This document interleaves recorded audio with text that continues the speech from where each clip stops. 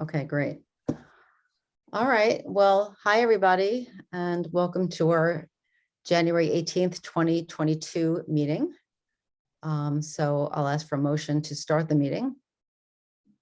Motion to start the meeting. So Great. meeting hasn't already started? We waited No, for we you, waited David. for you. I'm We're all flattered. for one. We're one for all, all for one here. So we're all together now. Tim could not make it because I guess this whole email glitch, he didn't even realize that we were having a meeting, so then he didn't block out the time. And I And I heard got- that, Kate DeHaze is on now. okay, great.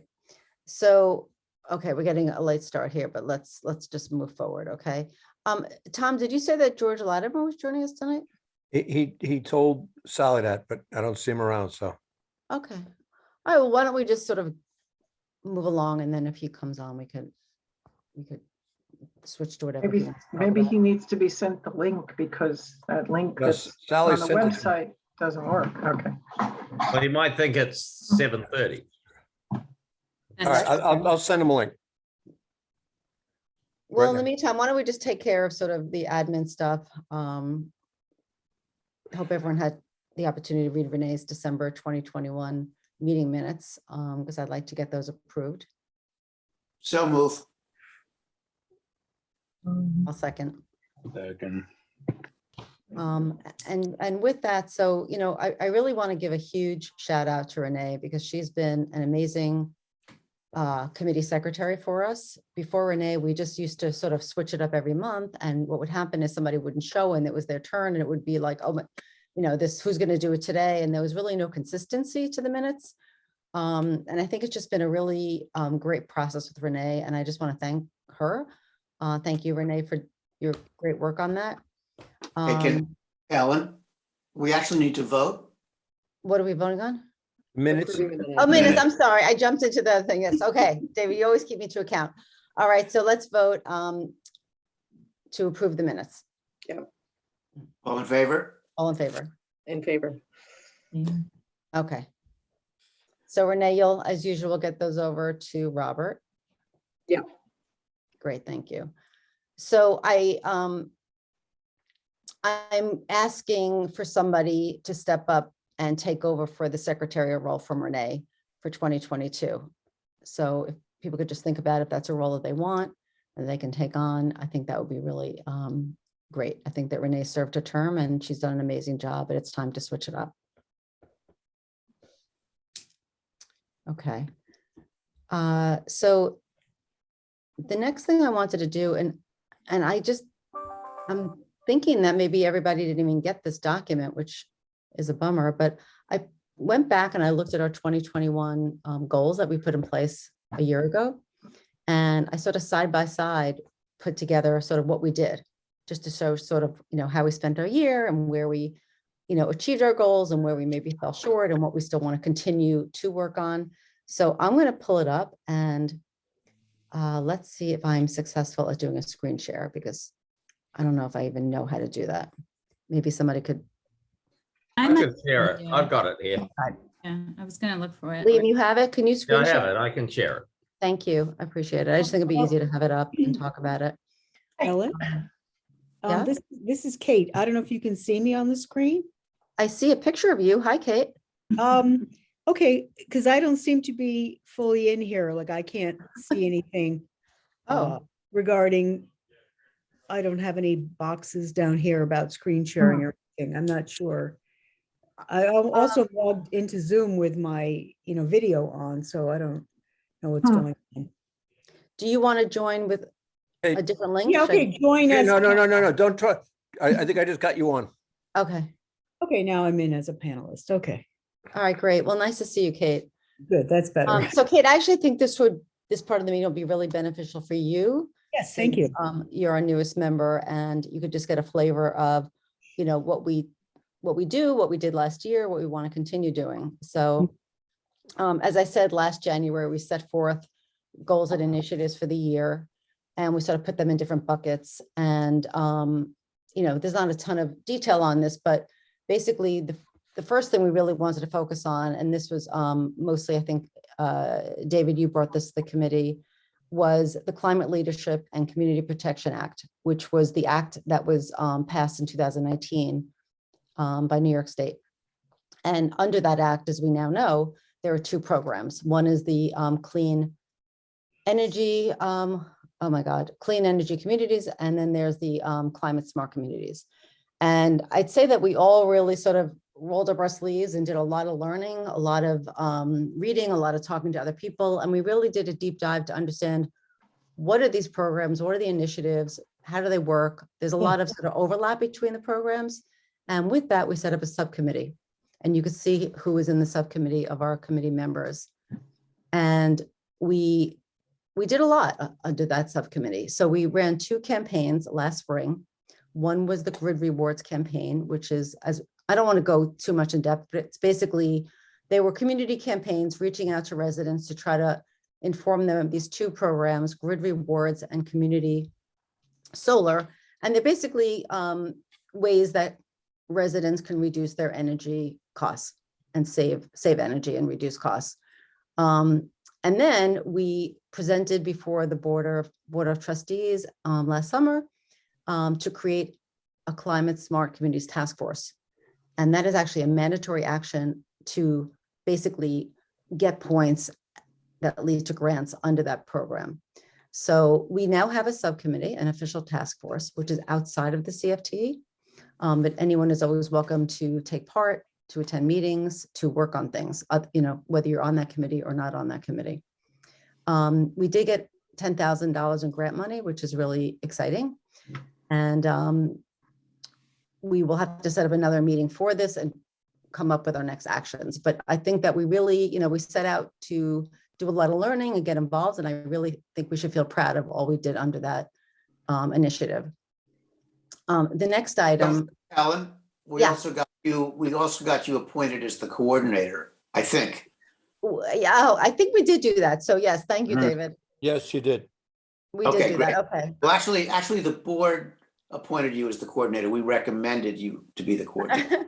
But I guess I should include that in there. So I'll make that change. Thank you.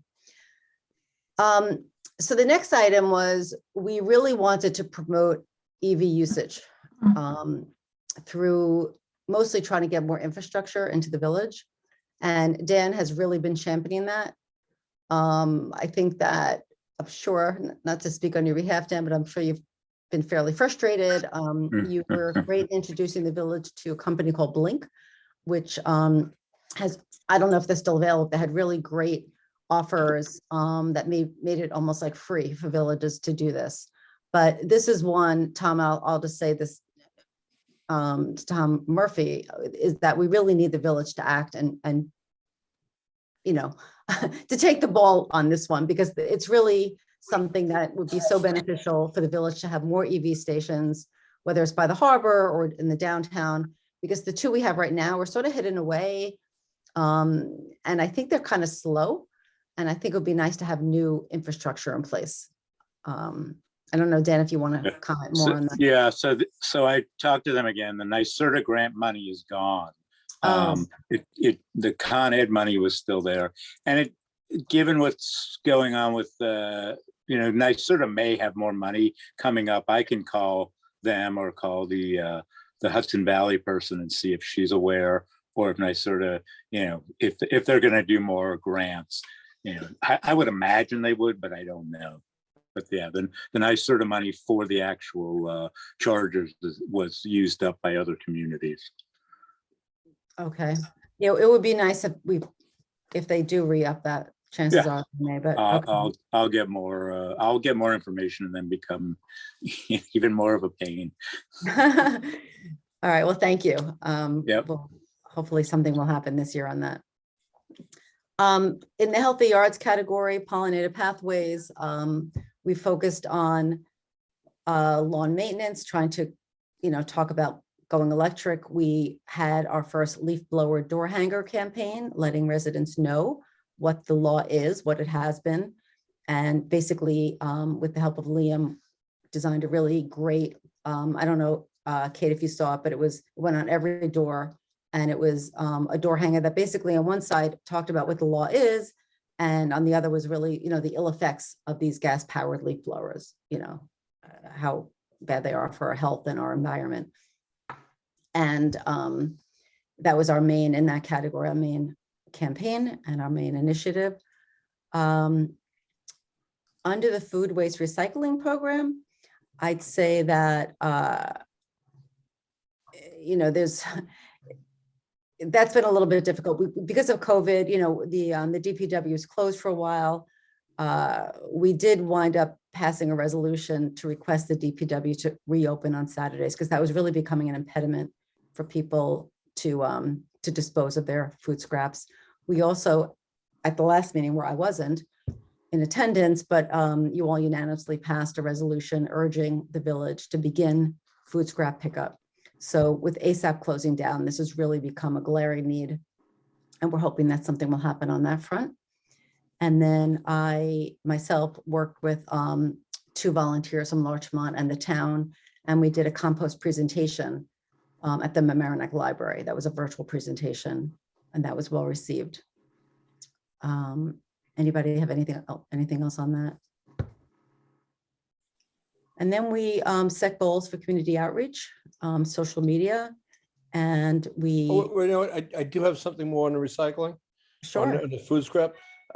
I'm pretty confident that the village is going to begin a program of accepting food scraps. There's going to be an item on the agenda at the next Board of Trustees meeting to adopt a resolution about it. Wow. That's music to our ears, Tom. Wow. I'm here to please. But Tom, do you think that it will be passed? Yeah. Okay. Tom, it's Dan. Did Jerry, did he talk to the union, or that seemed to be the sticking point? We found a way to go around the union.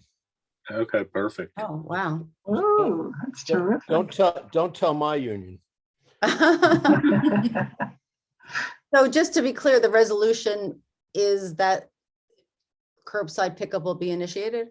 Yeah, what it is, it's declaring curbside pickup a recycling item. Whoa. Sorry. All right, time to dance, everybody. Dancing queen. Gotta be the Australian.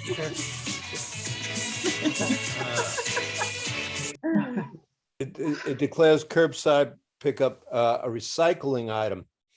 And since we're declaring it a recycling item, it is already covered by the collective bargaining agreement, because recycling is in the collective bargaining agreement. That way we don't have to reopen the contract. That is genius and very accurate, because it is a recycling item. And that was Jerry's idea.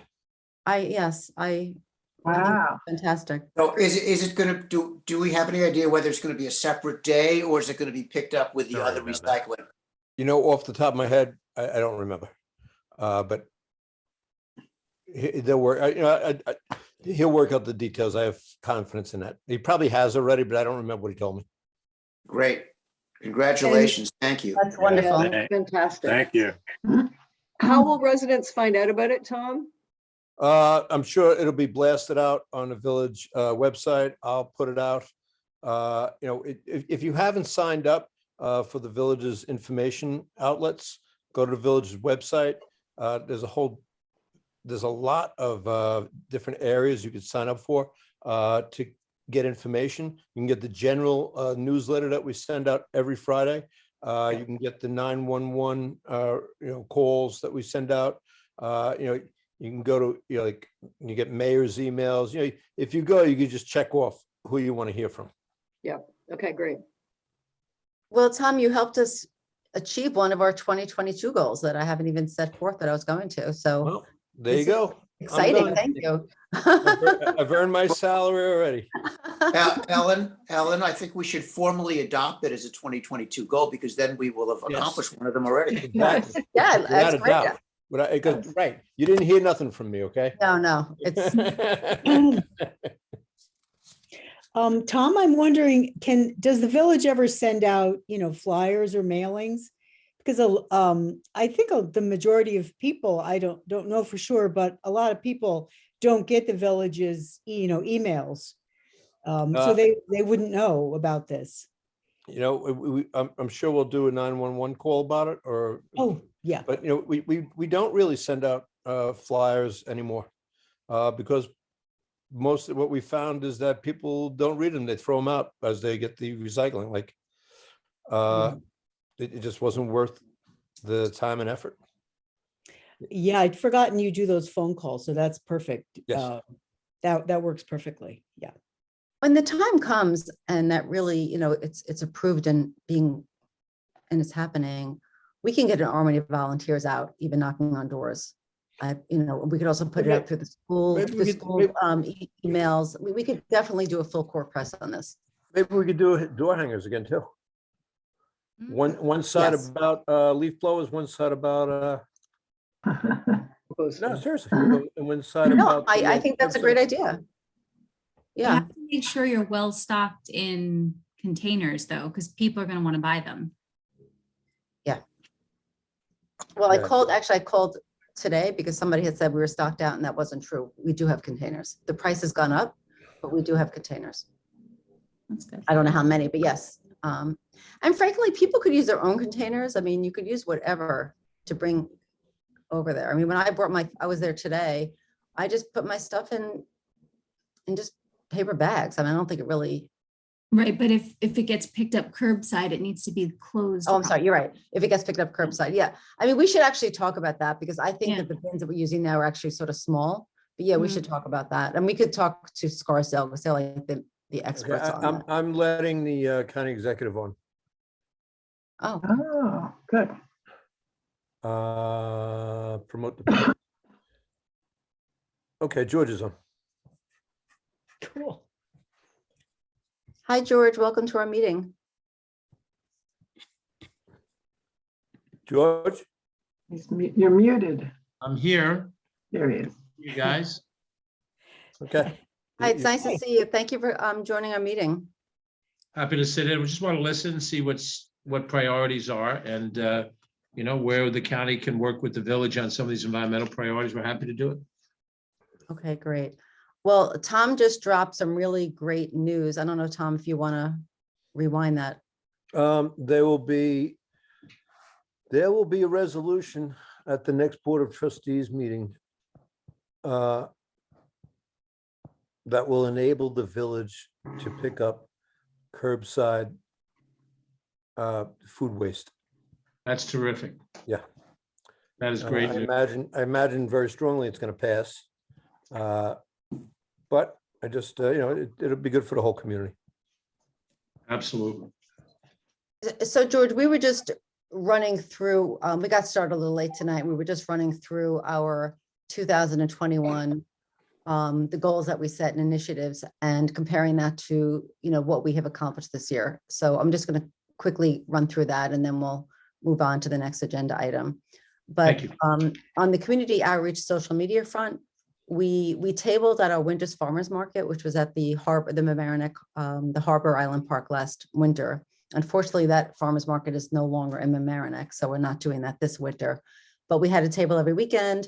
It was cold, it was COVID, but it was still helpful to engage with people there. We created a CFTE Instagram account, which has been really fun with the help of Mandy. And if anybody is not following us, please do so. George, are you on Instagram? Yes, but I don't always know what I'm doing on it. Well, please follow us at VOM Environment. They will do. Okay. We ran a logo contest. We felt that we were doing a lot of community engagement. We were doing a lot of, we were doing campaigns, as we said earlier, with the Climate Smart Communities programs. And so we felt like we needed our own branding. So we created a logo, which we're happy about. And we also participated in the first ever Tri-Municipal Repair Cafe, which is sort of great as a zero waste initiative. It was really well attended, and that's something that we will likely do again this year. And then lastly, we had a table at the Lions Community Service Fair. I think that was last fall. We ran 2 cleanup events, one in the spring and one in the fall. And those are always really well attended. We have great, volunteer turnout, and we've expanded just from, we used to just do the waterfronts. We're now doing neighborhoods, sidewalks. And particularly after Ida, that was a really great event. And then we had an initiative to really try to explore Taylor's Lane, which was a former cleanup site. And a few of us did a site visit there, but really that whole initiative is in limbo because I don't think that it's ready for any development. But when that is sort of ready for development, the CFTE definitely wants a role and a seat at the table on that. Comprehensive plan, that my understanding. Can I interrupt there, Ellen? Or Go I'm right sorry, ahead. interrupting. Jump My in. impression is that it's not ready for development, but there's still some administrative trivia that needs to happen with DEC. But that, I think we need to push on that this year because there's no reason that can't go forward. There really is no substantive reason that can't go forward. It just is, it seems to be stuck somewhere in the administrative process. I think part of what the holdup is that when they give us the go-ahead to tell us we can use it, they then have to reimburse us hundreds of thousands of dollars. So I'm betting that that's why they're delaying it. Dan Sarnoff has been on this. I will ask him about it tomorrow. Matter of fact, I'll send him an email while we're on here. Could you just explain a little? I don't have the background on this. What is it? Okay. Taylor's, Taylor's Lane, if you know what Toyota City is on Boston Post Road in Rhinebeck? yes. Okay, behind that is 17 acres of land. At one point, it was a dump, right? And it was supposed to just be an organic dump, but yeah, not really. I guess in the early 80s, the village closed it and they had to put a membrane under it and above it to contain what was there. And then they had to do remediation on the site. And if you go by the site, you'll see vents where gas used to vent out. We had to do remediation on the water because there's actually a stream that runs underground now on the water that goes through there.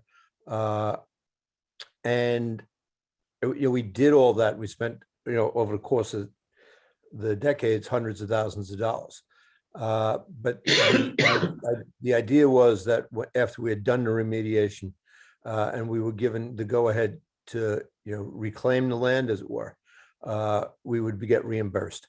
Now, the land it only has so many uses. You can't dig down too far because you can't break the membrane. So there's a few acres that don't have a membrane. But the majority of it does have a membrane. It really is just a big field right now, and I think maybe once or twice a year the village mows it. But and unfortunately we have to keep on top because people see it and they dump stuff over the fence, and But I'll tell you the truth, that there are a lot of wildlife that use it. It's got a. Geez, the fence must almost be 7 feet, stockade fence. And I've seen deers jump it. Wow. Which is pretty incredible. But that's where we are with it. In a nutshell. I mean, maybe George can help us with this because it really is a community resource that is going to waste and has been going to waste for 20 years. The idea that there's a fence around it is totally ridiculous from a public health standpoint. It can't be accessed by anybody. Except animals can get in, but people can't.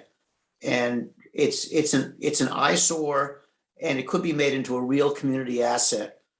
But we seem not to be able to move forward. And maybe George, is there anything the county can do to help us? Well, I think it's worth a conversation between the village and the county. The village own the land right now? Yeah, it's all land, George. Okay. But it's Tom, why don't under we- DEC, it's under DEC Consent order? consent order, yeah. Okay. Why don't we have a conversation? I'll get a couple of my folks down to village offices, and you put a couple of village people around, we'll have a conversation about it. Determine possible future directions. You know, you can always argue that the county can get involved, protect the land so that it's not developed. It sounds like the physical realities of the membrane stops it from being developed. But then how do you use it? And then what do the neighbors in that area want to see? There's a host of different issues. The county can come in with some money potentially, but there's still a question of will. You know, what's the will of the community to see something happen there? I think it's been declared parkland. Okay. There's a park that was recently built in Harrison on Oakland. Are you familiar with that? Yeah, I sure. know that part. I think it's a similar, I think it was also maybe a cleanup site, and it's just a passive park. It's pretty. I think there's native plants, there's benches, there's just sort of a walking path. So I think we were envisioning something that could be for, public use, but for passive use. So Makes wouldn't, sense. wouldn't hurt the membrane. I mean, it's really basically community open space in an area, in a very highly built up community, which doesn't have a lot of open space. So it'd be a really great thing if we could actually open it up and people could use it. Yeah, that's a good point because it's 17 acres. When you think about it, 17 acres is 12 about, acres. Huge. it's 1/3 the side of Hall Brown Park right there. Yeah. I mean, I remember when the issue was at hand back in the day. I was, I think, a councilman in Rise City when it first came up. That's a long time ago. But is there a neighborhood association that's strong or functioning in that area? Yeah, there, I don't know if it's a neighborhood association. I'll tell you what, you so much as do anything around there, and the people in Shadow Lane are all right away calling the village. So actually the answer to that is there's a Shore Acres Property Owners Association. And this is not really in Shore Acres, but it's adjacent to Shore Acres. And it feeds into Otter Creek, which is in Shore Acres. So I bet we could get SAPOA to be interested if there was a role for them. Is there I mean, access to it? I don't know the area at all, but to put any kind of playing fields or things like that people would enjoy, playgrounds. It's in very close proximity to the Rhinebeck High School, middle school. My recollection was that there was a proposal at some point in time to put active recreation down there, and it was actively opposed. Yes. Now, I don't know how long ago that was. Tom, you may remember. That's No, what that- happens that- when you've been around as long as we have, Yeah, that's the people on Shadow Lane that I was talking about. Yeah, we talked about putting a dog run in the area that didn't have the membrane, which is the furthest away from Shadow Lane. And, they were pretty vocal about not wanting to hear dogs bark. So, no matter what you do, there's going to be some pushback. But I think, we should wait till we can develop the whole, pardon me, the whole park, as it were. People enjoy the marshland so much, Yeah. just walking through there, it seems like a similar kind of a site with a meadow like that people could walk around. Sounds wonderful. Much of the marshlands is on elevated platforms too, which would help with safety. Yeah, but I think the connection with Otter Creek, although it looks wooded, is private land. Like on the side of that, Yes. that west side of Taylor's Lane, there are houses in there. So And there's do that. McGed Pond. McGed Pond, which enters into Otter Creek, is privately owned. Yeah, okay. But the other possibility, it seems to me, is the Westchester Land Trust, which owns most of Otter Creek. It's possible that we could get them interested in seeing what could be done with this land that would connect the site to Otter Creek, which is, as I said, something that the Westchester Land Trust would be interested in potentially. Yeah, it's worth the conversation. I'm just going to email and see what's going on with it. Okay, great. Thank you, Tom. Oh, Moving along, so we also talked about wanting to just sort of follow up regarding the comprehensive plan that was started pre-COVID. Obviously, that got stalled out, but there is a really robust sustainability section that, interestingly, we've sort of gone past. It's going to need to be updated because we've gone past a lot of the things that were proposed in that comprehensive plan, but I don't really know where that stands. It would be nice to sort of Mhm. have that finalized, especially our part of it. And then last but not least, the community garden, which is overseen by our committee, and that's an ongoing initiative. Now Renee has taken over for David and being the point person for that. And for anyone who doesn't know, it's basically when you get off exit 18 off 95 going north, it's right sort of in front of you off of Fenimore. And there's about, I think, 12 or 15 plots that are available to residents. So it's really nice village amenity. So Liam, could you unshare that screen now? Great, thank you. So anyway, I think that we should all feel really good about our year last year. Even on Zoom, I think we really accomplished a lot. We did a lot. I think we really achieved what we set out to do. So I know that I feel good about that. And I know that we probably didn't really come prepared to talk about goals for 2022, maybe just because, George, we had sort of a glitch with emailing this past week, so people weren't getting emails, but I would like everyone to think about what they want to sort of focus on for 2022. I could talk about, especially because we have George here, some of the things that were on my list. So I was just, obviously we're also still reeling from Hurricane Ida. What happened in this town was just so devastating. And I know some of us, including myself, were personally affected by it.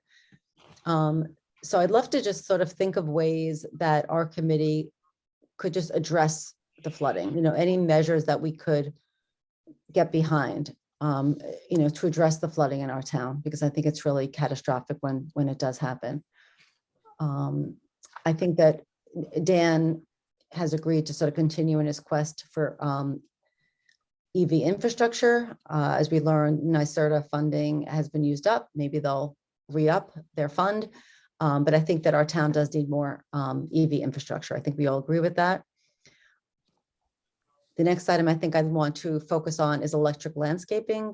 We are going to use $5,000 or $5,000 to $10,000 of grant money towards buying something for the village. And I think that a piece of equipment, whether it's an electric leaf blower, or weeder, could be used for demonstration purposes. We could, have things out on right in front of the village courthouse or at the harbor, and just show people that, that electric equipment does work. It works, it does the job, it's quieter, it spews less emissions. And we should really try to sort of convert our entire fleet of gas-powered lawn care equipment over to electric as soon as we possibly can. And then for community outreach and engagement, we'll continue with our clean and green events. We now have done 2, and I would love to continue doing 2 next year, a fall and a spring event.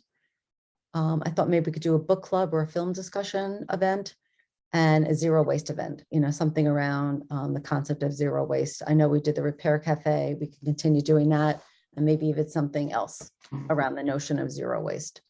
So those are sort of my goals, and I'd love to hear from other people. If you're not prepared to talk about it tonight, we could certainly, continue this conversation. Liam. So just a couple of things. First, while I have George here, and Yes. we've had a little bit of email discussion about the waste, the trash in the Mamaroneck River. So I do a lot of running in Saxon Woods, and there's down on the sort of Mamaroneck, this thin end of Saxon Woods, there's a tree has fallen over the river and basically dammed up a lot of garbage. So I've actually been thinking maybe I should go down there and try and take the pool scooper and. No, Liam, don't do that. Send me, do we have a chat here? Send me an email, latimergeorge@gmail.com. Identify where this tree is down. I'll send it to the Parks Department and they'll go out and deal with it. Perfect. Yeah, it's basically damming up a lot of trash. Right. And especially after Ida, it was noticeable. Okay. And so the other thing that that I had on my list was the New York stretch code and the unified solar permit, which we sort of touched on at the end of last year. And so we sort of need to maybe pick that up. And that's it from me. I think, David, you had a hand up. Yeah, I had a couple of thoughts. One is if we're going to go to curbside food waste pickup, I think we should have as one of our goals to support the village and try to make that a success. A second thing I'd like to see is to make progress on the comprehensive plan. And I think actually that ties in with what you're talking about, Ellen, which is we could look at the comprehensive plan as one way of addressing the flooding issue, because it would seem to me that would be almost part of what we would have to do in this village if we're going to do something that really could be described as a comprehensive plan. And then I think the third thing we should do is try to become a certified community, a CSC.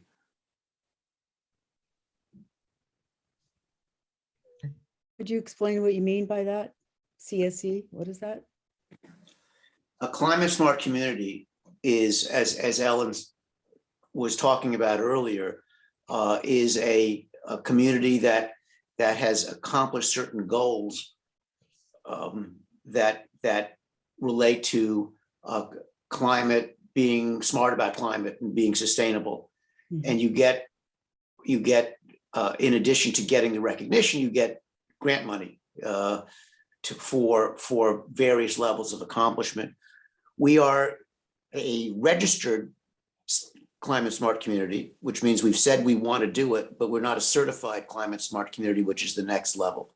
And it takes a couple of more specific actions in order to qualify for being a certified CSC.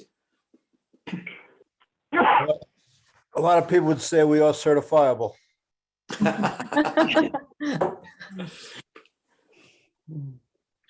I had a thought too. Christy? I just wanted to elaborate a little bit about the rivers because I really do feel they are the heart of our village, both in injury and in opportunity. Not only is waste something to be addressed, not just massive debris being piled up in one particular area, but in the trees and along many of the waterways still. Even with the cleanups, the amount of debris I couldn't believe we pulled out, it still remains. And I know that there'll be a focus on the rivers as far as whatever ultimately happens to help improve water flow and safety for our community. And I just want to hope that the environmental committee could also be included with any future plans as to the development of that, the development and the repair of the river areas, to include public access, to include safe access pathways and trash cans, because they are deemed parks. Phillips Park is a park, but it has no park infrastructure like the rest of our parks with trash cans and safe walkways. I think I would just like to continue to emphasize our rivers as a resource for our community. Would be one thing. And then I think our community could use a general litter awareness campaign. The amount of trash all the time on the sidewalks and even sometimes in people's yards as the kids are walking to school, I just can't help but seeing it's always happens this time of year because it's winter and people aren't out. But I think a little bit of let's all remember this is our community and to try to pick up when we can. You did very well with the logo and getting contributions, and maybe there's someone, creative and artistic that we could then maybe just, I find more than door-to-door hangouts, I find that the public display posters that they have in Harbor Island Park and on the 95 pull-offs and at the intersections raise a lot of awareness as people go by when their days, as far as like, oh yeah, leaf blowers, and oh yes, let's try to pick up trash, and maybe even we could put signs in parks. I just think there needs to be a reminder because there's so much litter that comes from the water, and now also the sidewalks and masks and gloves and all the other things that debris. I'd like to. I don't really know how to do it, but I'd like to be a litter awareness campaign this year. It's a great idea. 'Cause I like that. Good idea too. Dan? Along with the river, I know a lot of this trash goes into the harbor, and it's an expensive proposition, but some way to catch some of that trash that's coming from down the rivers and catching it at the harbor by either that bridge.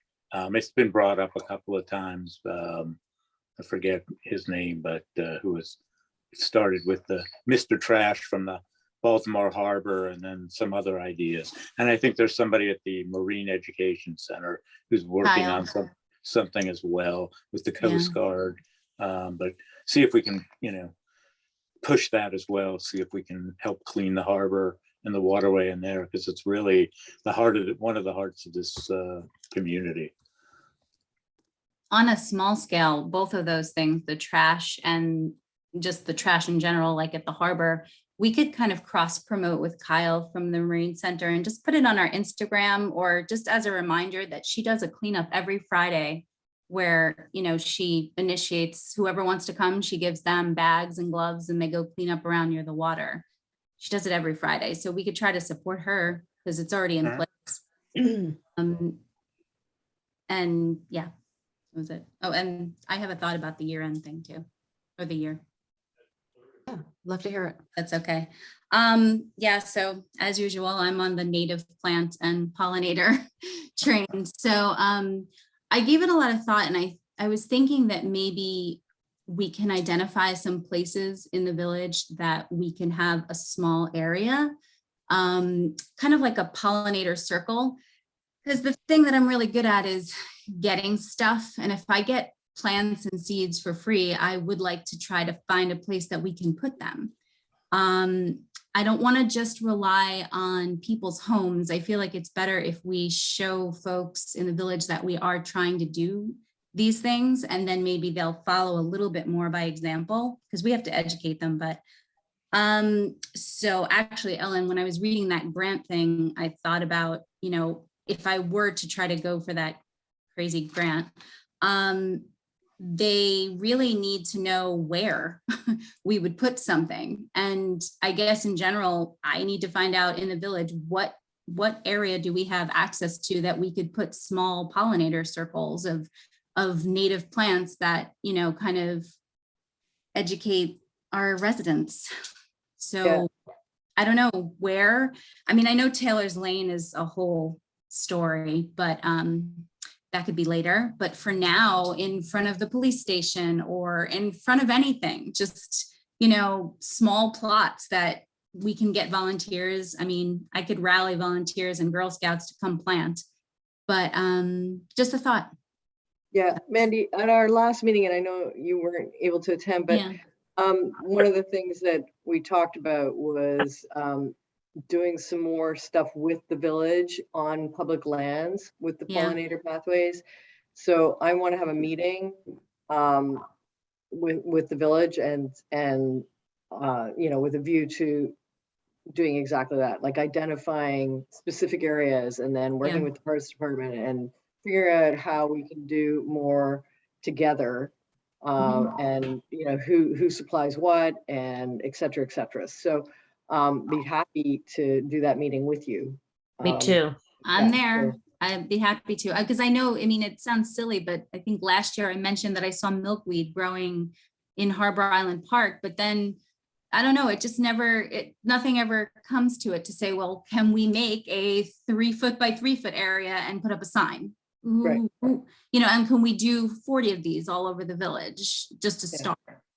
And then at some point, Renee, if you want, I could share it, but I sent a grant that I found specifically for pollinator gardens. And I think that we would be eligible. It's a big undertaking, and I'm not sure if I could do it by myself, but I'm happy to share it with everyone, if whoever would like to read it and pitch in, because I've never done anything like that. But the letter of intent has to be out by, I think, like middle of February.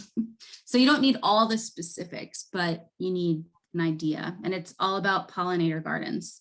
So it's pretty cool. It's actually from Toyota. One is one of the, I think, financial sponsors. And Yeah, that was interesting. Toyota over near here in the village. Yeah, send that around. It was a really interesting opportunity. Yeah. I think while we're in email transition, I don't know, I don't know the logistics of it because I have not signed up for the new one yet, but I would like to not miss that. And I would like to get involved. So maybe we Okay. can double up on that so that we can Okay. make sure I could that, send it to everyone's, I think I have personal email. I'm not on the new one either. So okay. it might You can be- still use the old one. Just go back to an email from before the end of the year, last year, and reply. to everyone. Yeah. Okay. Okay. It's not that hard to get on it either. You know, Sally sent that letter around. You just go through the steps. It took me about an hour, you know, or so to get on to Outlook. And it's Yeah, really worthwhile. I have to try. I'll try again. I had a glitch last year, and that's why nothing ever came of it. Something So happened. I had a glitch, but then she got somebody from the village, Cliff, I think his name is, who sorted it out like almost immediately. There was really good support because I was lost on it.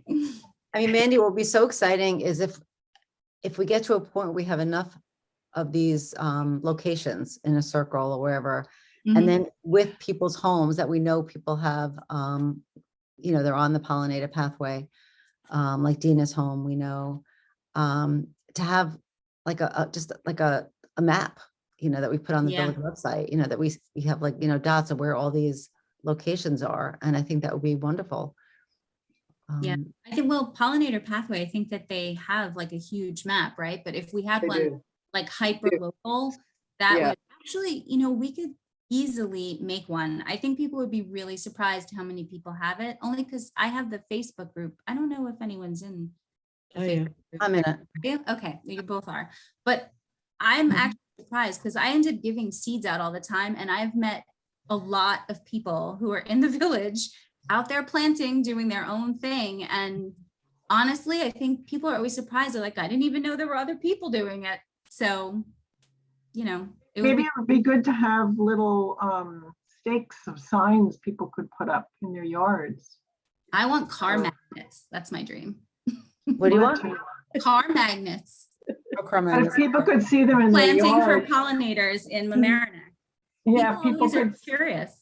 see them in their yard, like sticking up that this is a pollinator pathway, like, because then they could ask what it is. And Yeah, Yeah, I have people signs sure. too from pollinator pathway and like a toxin-free yards from healthy yards. I do Yeah. as well, but I don't know. I feel like people look at them. My house is not in an area that I feel like so many people see. So, but I do think in other neighborhoods where there are more people walking around, it is smart. Hmm. We probably could use our own so that people really understand Village of Mamaroneck is trying to take it seriously.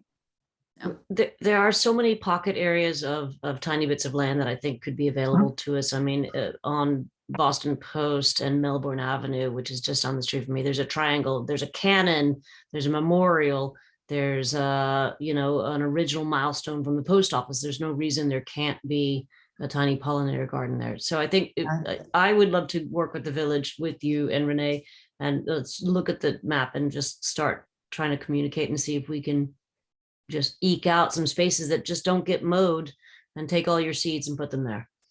I still have seeds from last year and I didn't even get donations for this year coming up. So I could easily ask again. You'd be surprised. People they want to share. It's very easy. So can I jump in with some thoughts? I'm new here, but Go I right have ahead. some ideas.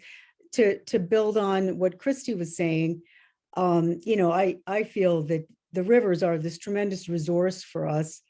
I talked about that last week. I mean, and I put the idea forth also to the village, you know, about a month ago, that, you know, that we really need to have some kind of a maintenance code in the village. One of the biggest problems is all along the rivers, both Sheldrake and Mamaroneck, they're completely inundated with invasive vines. Yeah. Massive. And it's a flooding issue because, as Christy mentioned, and the example I gave when I spoke to the village was one specific location, which was these trees behind that old CVS, where the vines are so extensive and hanging into the river, catching trash the way Liam mentioned, huge amounts of trash and debris, that it's creating a flood hazard. And that's just one location.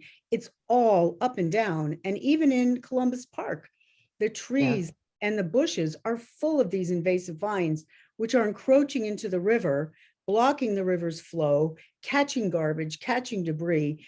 So, I mean, the invasives are an issue strictly from an environmental standpoint.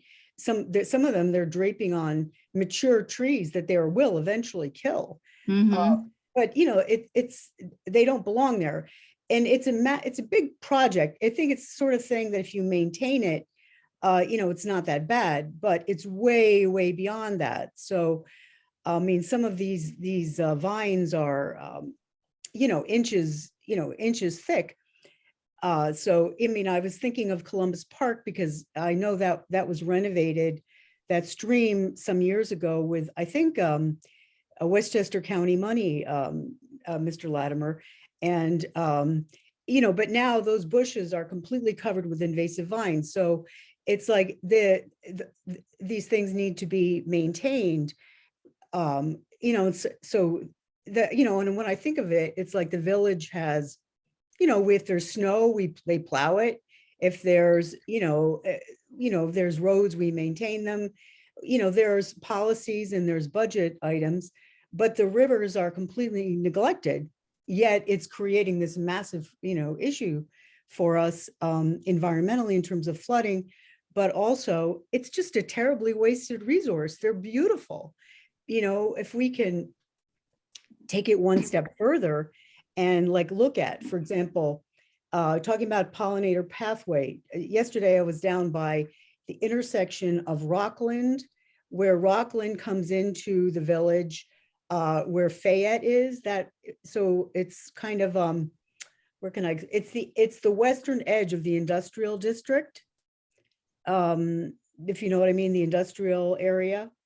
I No, think that's okay. near my house, like over Okay, I think I Rockland need to and put like a map on the screen. like but- Waverly. There's a big chunk of land there in between the Sheldrake and the highway and 95. It's called the Rockland Park Pocket. It's a very large piece of land that, you know, should be a bird sanctuary. There's no way to get to it. But a little further in, there's on Rockland, just as Rockland, you know, comes down the hill and crosses over the river, there's a chunk of completely degraded land there that is very sunny. That could be it's off the beaten path. Let's face it, but that could be a pollinator garden. Anyway, so those are my two hopes, and I know they're very big issues, both of them, but one is maybe jointly with the flood committee and the tree committee, you know, all the groups that are stakeholders vis-a-vis the rivers, to try to have a, you know, some kind of a maintenance plan that is, you know, conducted by the village, you know, on a routine basis, that, you know, that they go in there and remove these, you know, invasive vines before they get out of control. And then beyond that, if we can look at, you know, we have that pathway that goes across from Bub Walker Park, you know, along the Sheldrake, if you know where I mean. You know, that's one little pathway that's there. And it's village policy to try to create the, you know, to make this Sheldrake, to make the rivers walkable. And, you know, there's land there. So if you, can I share my screen? Can I show you on the map? Maybe that would Yeah. help. Okay, let me see if I can find it. Okay, here we go. That's the park where the community garden is, by the way. Yes, exactly, exactly. So can you see this? Yes. Mhm. Okay, so let me see if I can make it bigger. So this is one, actually, let me go up a few maps. Let me go up a few maps.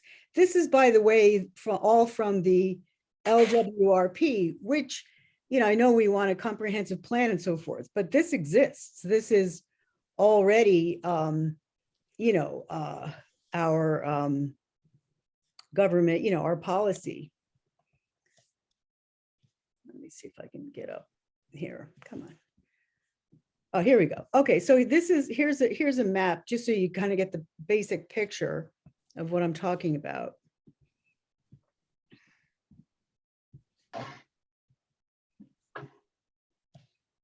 Okay, so can you, everybody see that? Yes. Okay, so let's see here. Okay. All right, this where I'm running my cursor, you can see my cursor, right? Yes. Mhm. Yeah. So that's Fenimore. This Okay. is Fenimore that goes, and this whole area is the so-called industrial area. That's my that- neighborhood. Okay, you know, Yeah. where, but you know, it is our policy to try to make this, you know, more livable, more environmentally sensitive. So here's Columbus Park, right? Then you cross over Mamaroneck Avenue. Now here they've put the Mason, which is Yeah. this big Mhm. condo thing, and they've made a walkway that's very nice. It goes along the Sheldrake here, and then it stops. And then this is, you know, kind of a narrow road, a little tricky to walk on. And there's a couple of pocket parks. There's a little one there. And then you go in here and there's a lovely walkway along the Sheldrake, although very, very overgrown with vines, real bad. And then you try to cross Fenimore here, which is very hard because there's people coming off 95, people whipping down Fenimore and so forth. And this Sheldrake continues. Right here where my cursor is where this salt shed is. Mhm. And this is village land, you know, and it's very degraded. So, I mean, that's a place where we could put willow bushes, we could put, what do you call it? Beach plums. You know, beach plums are native to this area and they are salt. They are adapted to salt. Rugosa roses. There's a lot of natives we could put a small community garden there. And of course, we'd need a lot of support from the village to do this. Now, all along here, this is Fayette Avenue here, which is very industrial. There's a lot of businesses. Many of them are to do with trees. You know, Blondie's, you know, Blondie's tree house is here, and Save-A-Tree is here, and so on and so forth. But this is the Sheldrake. And then here, there's quite a bit of land. And then here is a huge area. So these are named places. If we go to the LWRP, which I don't know how familiar you are, but I know Tom is very familiar because Tom was on the coastal zone years ago, and this is the governing document. So this just, let me go back up a little, it's hard to see. This map designates, the above map designated critical areas, but this map is village designated open space areas. And the particular one I'm talking about is over here. It's called the Rockland Pocket. But you know, there are others that we can address. I think that's where I picked up all of those beer bottles for our cleanup, by the way. In Bub Walker Park? No, behind, because I live off of Rockland and Harmon Drive. And Okay. yeah, my neighborhood, like I had my friends out and we found, I don't know, there's probably still thousands of beer bottles back there. Where they're like, it's across from Mr. Chimney and there's like a whole bunch of industrial, and the water is back there. I didn't even know because it's so steep. you can't even get back there, but I know exactly where you mean. Yeah, I mean, you can actually go down there. I mean, I remember years ago going to a presentation by the river keepers, and they were protecting land. And they basically said, if you don't get people onto the land, you've got to get people onto it. And then they appreciate it, they enjoy it, they use it, they value it, and they protect it. So here is significant fish and wildlife habitats. Let me blow this up. So this just seems to me, this is our wheelhouse. It's like what we should be doing. Look at everything that's green. But here we are, the area I'm talking about. This is this area over by Rockland. And so that you can't get to, it's on the other side of the river. But all along here, some of this is behind these buildings and so forth. But that's just one place. I mean, I don't know how other people feel about it, and I know it's a lot, but can we start to think about putting our minds towards revitalizing some of these spaces? If we need to look for grant money, if we need to get partners, whoever they may be, to help do that, pathways and so forth. How do you feel about that? Well, can I ask, because this is where I would love some guidance, which is if we're talking about pollinator, we might as well be talking about invasive and parkways. So, on the top of my mind, we have the Parks Committee, the Trees Committee, working with the village itself, and then we also have the reconstruction of the waterways based for safety. What is the best way to find a collaborative amongst these groups to emphasize these areas, and then we can find some common ground, I'm sure, because invasives and pollinators we can have the same conversation at the same time, as well as litter removal along the waterways. It's an emphasis of the waterways. Right. I don't know, Ellen, you would know. Well, I guess, I mean, that was really interesting presentation, Kate, and I appreciate it. So what I'm sort of hearing from you are two things. One is that our rivers need some serious maintenance to help with any potential flooding, that these invasives are making our rivers more dangerous for the people that live around the rivers. So that's one thing that's concerning to me. The other thing I'm hearing from you is that there's sort of little pockets in our village that could be gems. They're hidden gems if they were only given some care and attention.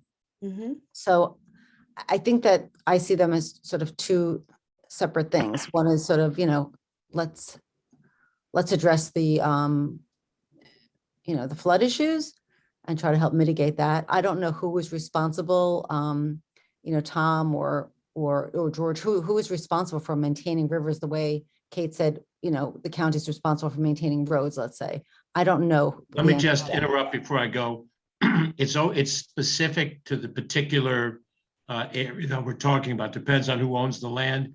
So what I would say you do, rather than trying to figure that out, list the priorities of what you want to see done, and then we'll figure out who's got the responsibility for it. And if Tom gets a copy of it, I get a copy of it, I'll share with Catherine Parker. And then to the extent that the state's involved in it as well, it's not just a village or county. I'm going to have to run, but it's a very interesting conversation. Just loop me in with specifics through Tom, and we'll go from there. Thank you so much for coming. Thanks, George. Thank you. Join us anytime. All right, have a bye-bye. good night. So I have an idea of another organization that might be interested in this issue. Insofar as the rivers empty into Long Island Sound, and we're talking about the fact that invasives and trash are creating a potential for the rivers to be degraded and contributing contaminated water to the Sound. Would somebody like Save the Sound be interested or have any expertise in any of these issues? Yeah, can I just talk for a second about Save the Sound? Save the Sound it is in a litigious posture with the village. Okay. And I kind of would not want to give them any ammunition to, we're trying to come to a settlement with them. But maybe after that's over, But, right now, it's, there's a lot of money on the table. So I wouldn't want to, give them an opportunity. I wouldn't, I'm afraid they'd use it as a club to beat us over the head with. Hmm. Okay, well, that's a good, we want to make sure we recruit our friends as opposed to invite our enemies to the table, I guess. Exactly. Honestly, I think more along the lines of like the Audubon Society, Mm. Can I just say something? Because we had this conversation last month. We talked about Save the Sound. I actually did reach out to Save the Sound because I do volunteer work with them. And they got back to me, and I did ask them, sent this letter to everybody on the committee saying they would like to see the pictures that Catherine took. And nobody got back to me except finally Catherine did. I emailed them to you. I Yes, emailed them to you. and I forwarded them on to them. So I'm sorry that I Hmm. did that, but it seems like Okay. nobody got back to me, and I think that was because nobody got my message. Okay, well, it is what it is. So anyway. Yeah, well, I only got on Outlook like a few days ago and that's when I saw, your Right, message. no, but nobody That's my else, reaction. nobody else was using those emails that apparently my email went to, unbeknownst to me, so. Right. Anyway, So Kate, these rivers, are you envisaging that it's possible to create a walkway from Harbor Island along these riverbanks, or is that not feasible? I don't know if it's entirely, if you walk the length of it, I don't think that's maybe possible, but let me put something else up on the screen for you. Hang on a second. Let me just see here. I Okay. do believe along the Mamaroneck River, there's absolutely room for improvement on walkways. And Yeah. I think we should eke out any area that we possibly can Right. Well, to make it Phillips public Park, access. yeah, Phillips Park is so pretty. I absolutely adore that place. It's one of the nicest. But then it only goes so far because the walls of the Mamaroneck River come down, but then you can get back onto it when you cross over Ward Avenue Bridge. Right by Ward Avenue Bridge, there's another access. I think it's called Anita Lane. There's another park in there. So You but can let me- also track back a good distance on the opposite side from well, I'd be happy to look at it. We can go over details, but I've walked a lot of it. So for example, I don't know if this is operative. I'd have to ask Tom. I came across this on the village website, Tom. It's called the Downtown Revitalization Initiative. It's from 2019. Are you with us? Me here, yeah. Okay, I've put it on the screen. So, it's this whole vision for downtown. And as I'm scrolling down and they talk about open You don't- space. We still You have the don't have it on prior the screen. Do you see this one? No, No, you still have the space map buffer? up. You still have your map up. Okay, let me close that. Oop. Okay, let me try again. I have to Yeah, share. I guess I can only do one screen at a time. Okay, let me try this one.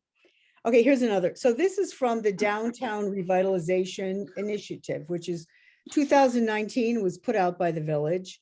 So I don't know where it stands, and all of these things our mayor can enlighten us, but open space buffer, buffer the Washingtonville neighborhood and residential area to the south of Rockland by creating a green space along the Sheldrake River that branches down Rockland Avenue.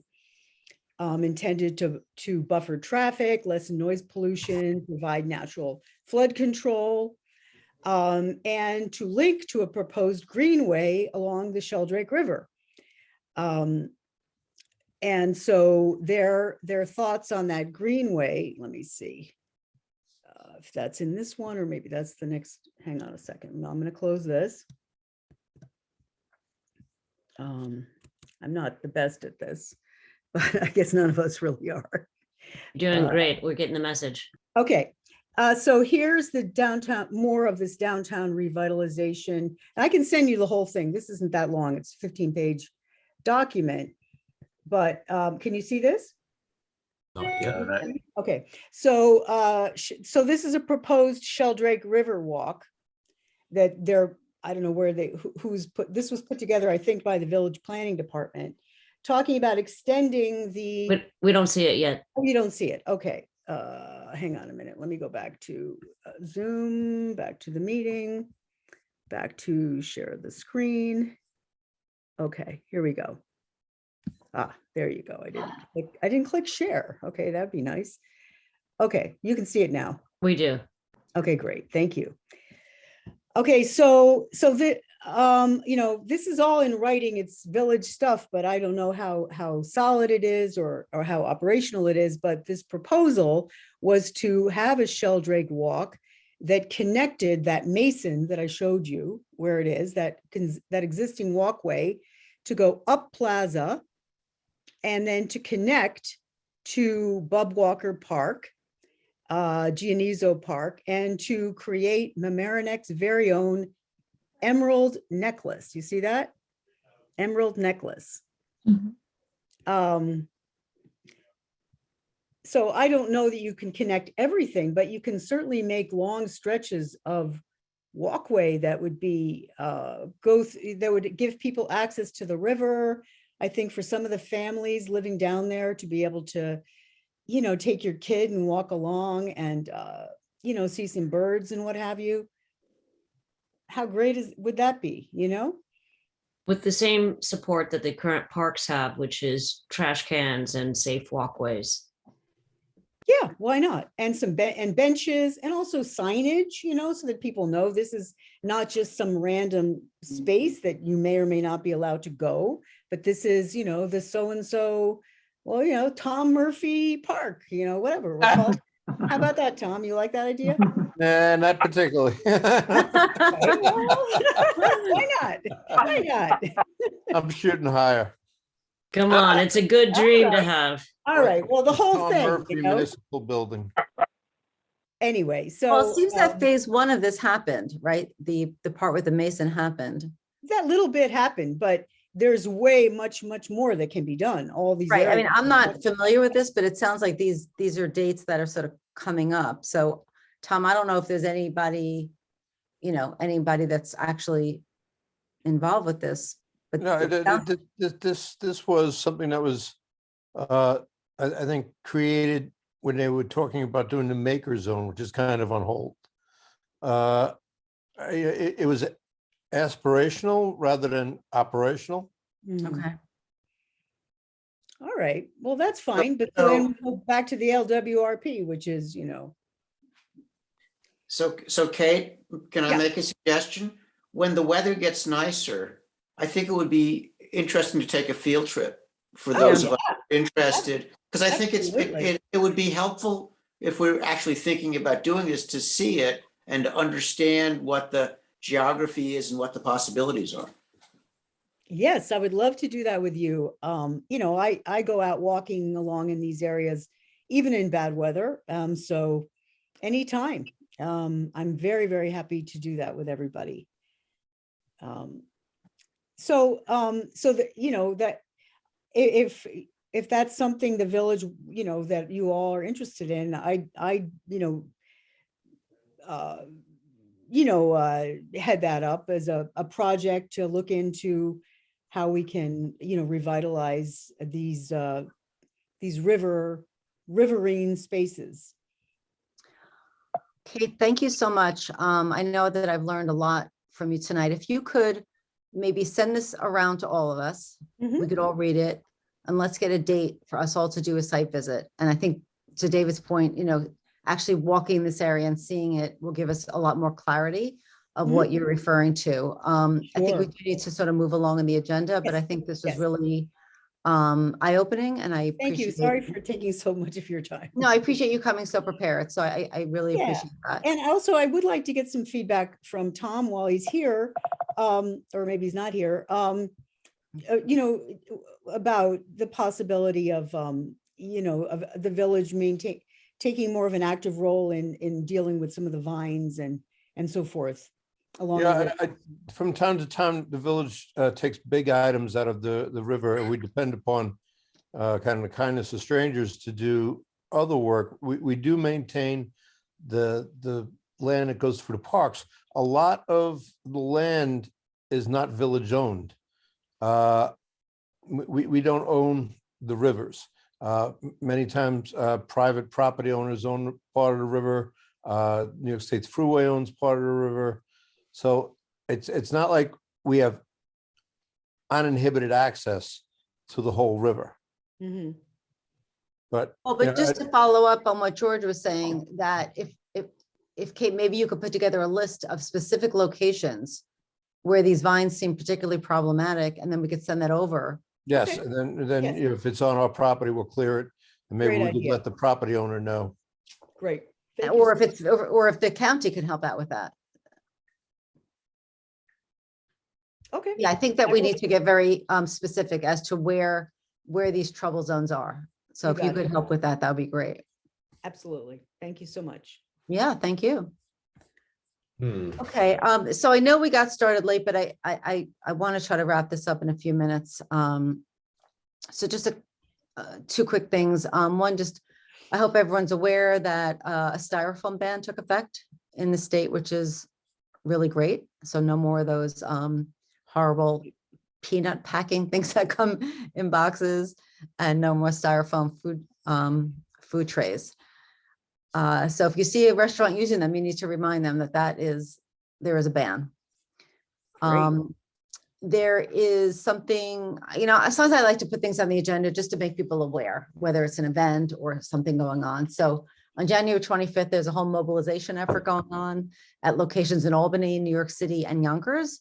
And it's basically to sort of press the state to take more action than what they did in 2019 by passing the law that I mentioned previously, what is it called again? The Climate Leadership and Community Protection Act, I think it's called CPLA. So if anybody, you can click on that and see if you want to just, play a more activist role with that. So I think we do need to set up a meeting for our Clean Energy Communities, Climate Smart Communities subcommittee. And one of the things that I think we should think about is having an AGSA green zone. I think we all know that Larchmont did that in Kane Park.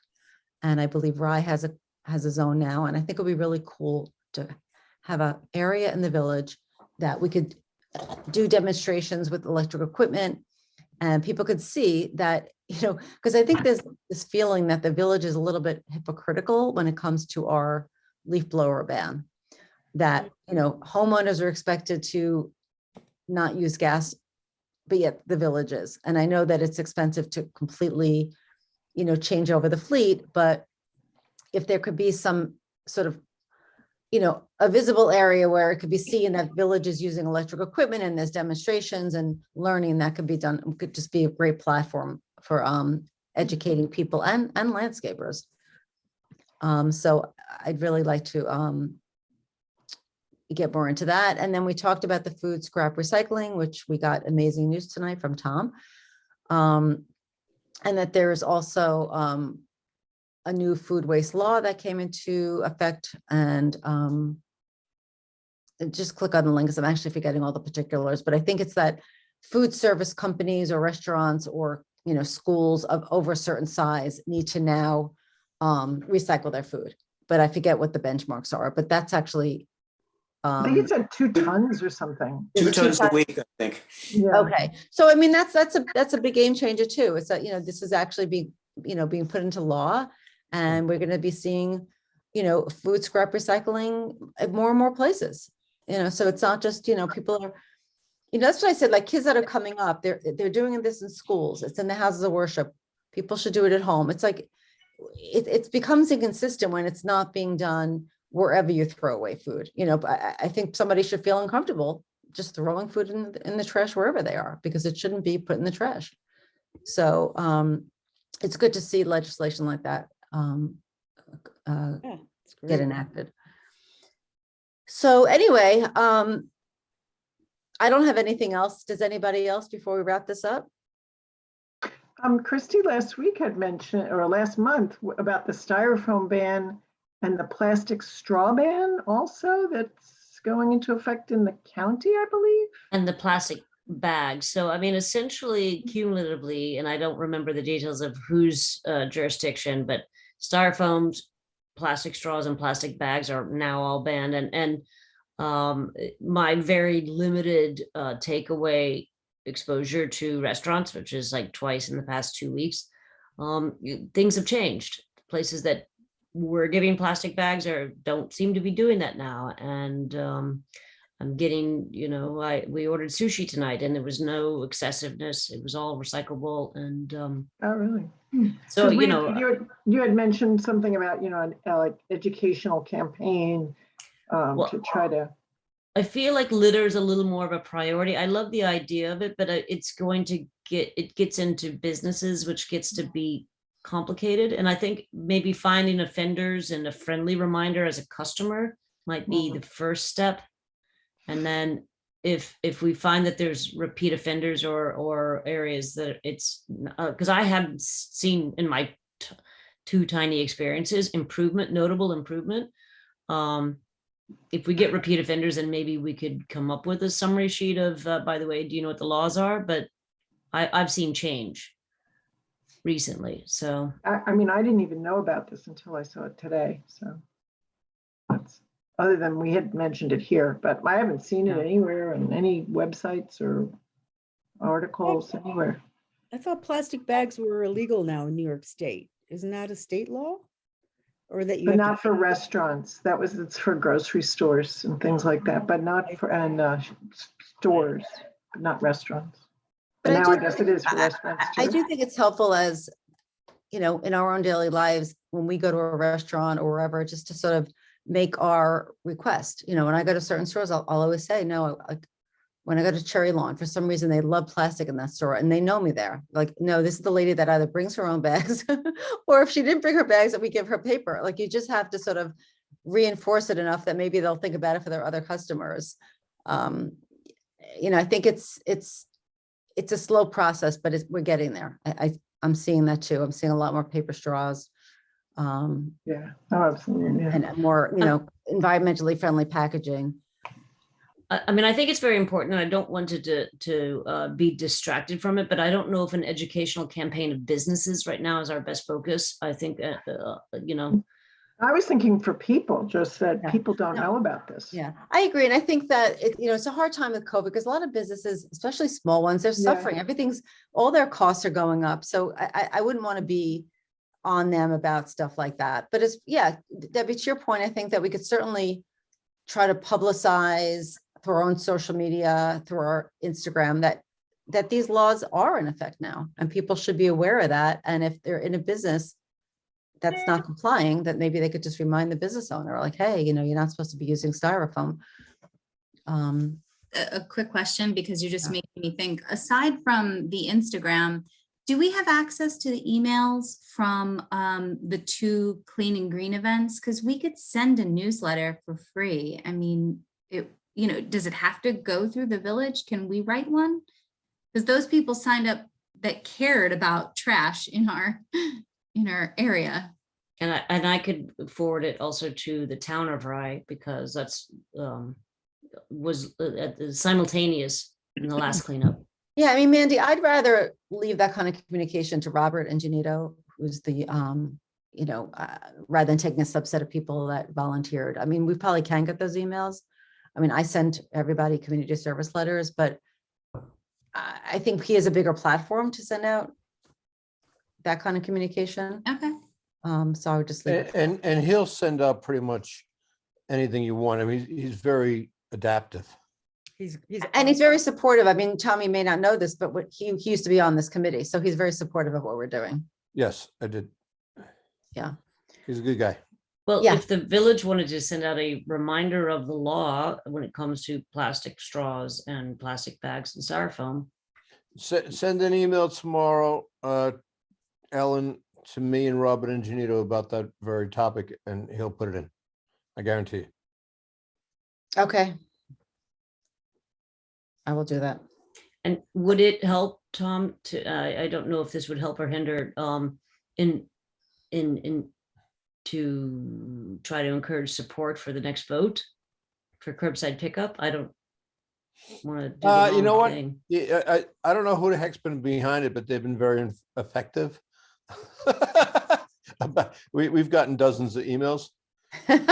Uh, I suspect some of you have been behind it. But Actually, I think the actual count is 34. I've been keeping track of them. It's yeah, listen, it doesn't hurt. I don't want to, pour water on anybody's civic involvement, but I think there's a good shot it's going to pass. But you know what? If getting people to write gets them more invested in it, sure, it's a good idea. Ellen, how many email accounts do you have? And well, I clearly don't. I need one more, which is this village email account. Yeah, but before we leave, Yeah. can we figure out how those of us that don't have easy access to the village email account can get access before the next meeting, so we don't have a repeat of this? Yes, tomorrow, call 777-7723. Once again, that number is 777-7723. Ask for Sally Roberts, so Sally will pick up the phone. And if you're having difficulty accessing the email, she'll walk you through it. If she can't walk you through it, she'll put you in touch with Cliff Kays, who will definitely be able to figure it out. Okay, great. Thank you so much. You're welcome. All right, everybody. I'm gonna make a motion to end the meeting. Second. Okay, all in favor? Before you all sign off, I just want you to know that Lou Young, the new trustee, is on the call, and he was listening to the whole meeting tonight. He wants to get involved in these issues too, and I'm sure when you get to know him, you'll like him as much as I do. Is he going to Welcome. be liaison? What? Will he be taking Kelly's place? I think so, yes, but we're gonna wean him into it, and I'll still be around Welcome, Lou. because Great. as I tell people, I like you guys because you actually do stuff. All right. We actually make money for the village. Yep. Woo! Thank you all Well, Tom, very much. thank you. Good Thank night. Good to see all. Thank everybody. you. Nice night. to meet you, Good Ellen. night. Good night. Hi. Meet Bye-bye. Ellen and Mandy. Well, Thank you.